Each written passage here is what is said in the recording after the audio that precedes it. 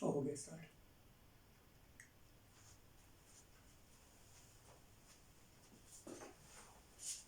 Bismillahirrahmanirrahim. Assalamu alaikum. Today is the 3rd of February 2021. Mohammed, I want to discuss with you today the farmers' protests in the Indian Punjab.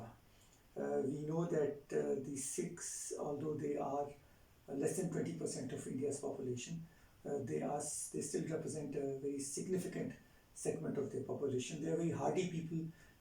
They are the tillers of land, and they are soldiers. A large number of them work in the Indian Army as well. Uh, but they produce the bulk of India's grain, and Indian Punjab is also known as the breadbasket of the country. So they have been protesting against the government's policy, which is favoring big businesses against the farmers' interests. They have been camping outside Delhi, inside Delhi. They protested on the day of the Indian Republic Day, that is the 26th of January. They had hoisted the flag of Khalistan on the Red Fort, but they don't seem to have made any headway. And recently, yesterday, and you shared that tweet with me, Rihanna tweeted, the famous music icon of India, of the United States of America, that why is everybody quiet on the issue? So my question to you is, why everybody quiet on the issue? It's hard to say. If I were to credit somebody for this fight, it would be the Indian lobby, who I'm sure is trying pretty hard to make this issue a non-issue. That's what I think. And what can possibly be done for the one of the minorities who wants their voices to be heard? What possibly could be done uh, for them to be given a fair representation on the social media? Or how can, for example, how can people at the Capitol Hill make their voices be heard? I think first and foremost there needs to be representation of the farmers on Capitol Hill, which I'm not sure there is, because I know there are several uh, practicing Sikhs on Justin Trudeau's cabinet in Canada, but there's none in. I don't think there's anybody like that in the U.S.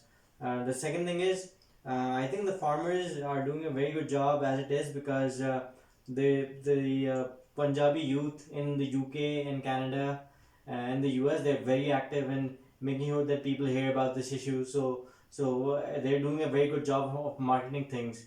The third thing is, if you look at the laws that the Modi government is proposing, he's actually opening up the markets to uh, players like Walmart and Amazon to come into India and bring in their big box grocery chains.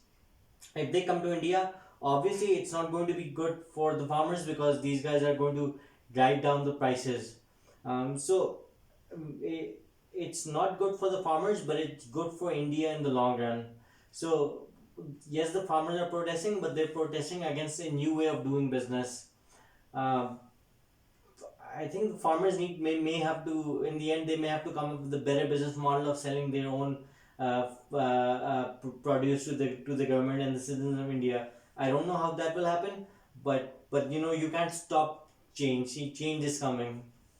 Change is good, but I didn't say it was issues. good. I just said it's coming. I mean, the Indian government did open itself up in 1992, and look where they are now compared to other nations in the area.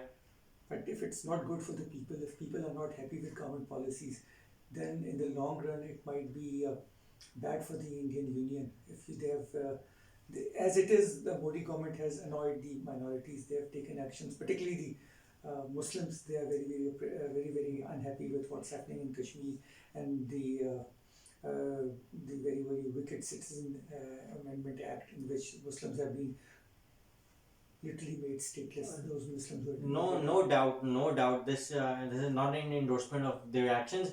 I'm just saying, if you look at the laws, they're not.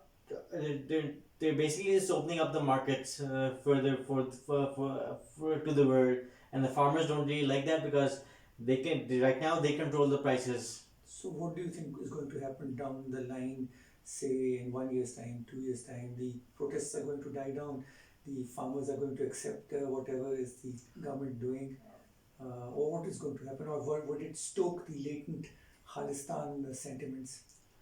I think India is too strong a union for a Khalistan movement to arise again. I think what is going to happen is that the result is going to be some sort of hybrid policy where the farmers they will still retain some of the pricing rates. It may not be the best thing for corporate India because that means that they would still be beholden to the farmers, but it will allow the government to say okay, uh, mm, big box stores to come to India in maybe 5 years time or 10 years time, but it's not going to die down just like that. But I think a Khalistan movement might not come up just because of this. Mm. Um, and do you think that it will eliminate the small farmer? Uh, Eventually, that's the way India wants to go. But if you consider countries like India and Pakistan and Bangladesh, uh, that are not very educated or that have a poor population, you can't just kill off the poor farmer because that's how they make their income. That's how they make their living. Even in Pakistan, how many farmers do you know that actually go to college and graduate with XYZ degree and become corporate big shots? The small farmer is going to remain there unless these countries fix the rest of their infrastructure and economy and make it easier for people to gain education and get jobs. The small farmer is going to remain there because that may be the only way that these people can make money. The farmers have not been very happy in India. It's not the Punjabi farmer alone. The other farmers in other parts of India, and India is a big country, have been unhappy. There have been stories of the farmers drinking fertilizers Yeah. to commit suicide because of common policies and for Yeah. other vagaries of nature. So,